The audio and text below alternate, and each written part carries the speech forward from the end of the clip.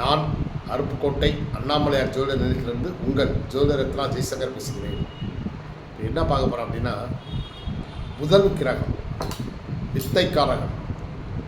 இப்போ புதனுடன் மற்ற கிரகங்கள் இணைந்தால் என்ன பலன் கிடைக்கும் பார்த்துறோமா? உங்கள் ஜாதகத்தை எடுத்து பார்த்துக்கோங்க.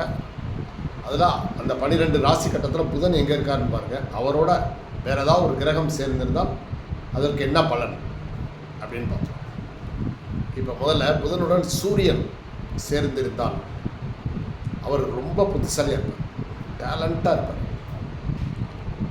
ஒருத்தங்க தூரத்தில் வந்தால் கூட அவங்கள கண்டுபிடிச்சிடுவார், இன்னார் வர்றாங்க அப்படின்ட்டு. ஒரு பைக் சத்தத்தை பார்த்து யார் வர்றாங்கன்னு தெரிஞ்சுக்கணும், சரிங்களா? அந்த மாதிரி ஒரு ஷார்ப்பான ஒரு சென்சிட்டிவாக இருப்பாங்க சூரியன் இணைந்தான். சரி, புதனுடன் சந்திரன் இணையுதுன்னு வச்சுக்கோங்க. இவங்க வந்து ரொம்ப கெட்டிக்காரங்களாக இருப்பாங்க, ரொம்ப அறிவாளி, ரொம்ப அறிவு ஜாஸ்தி, சரிங்களா? இவங்க வந்து எப்படின்னா கதை கவிதை இந்த மாதிரி விஷயங்களில் ரொம்ப நிபுணத்துவமாக இருப்பாங்க.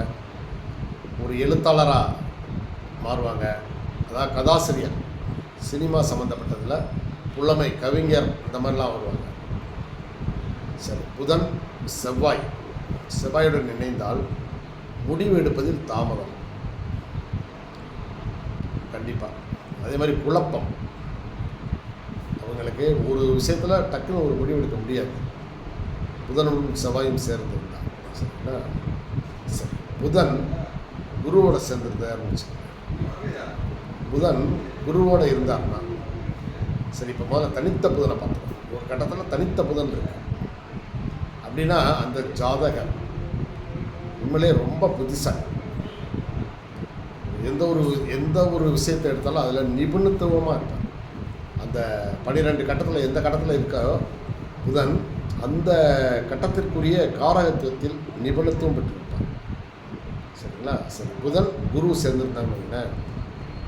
இவர் மிகச்சிறந்த கெட்டிக்காரன், அறிவு ஜாஸ்தியாக இருக்கும், பொறுமைசாலி, எந்த ஒரு விஷயத்தில் அவசரப்பட மாட்டாங்க, சரிங்களா?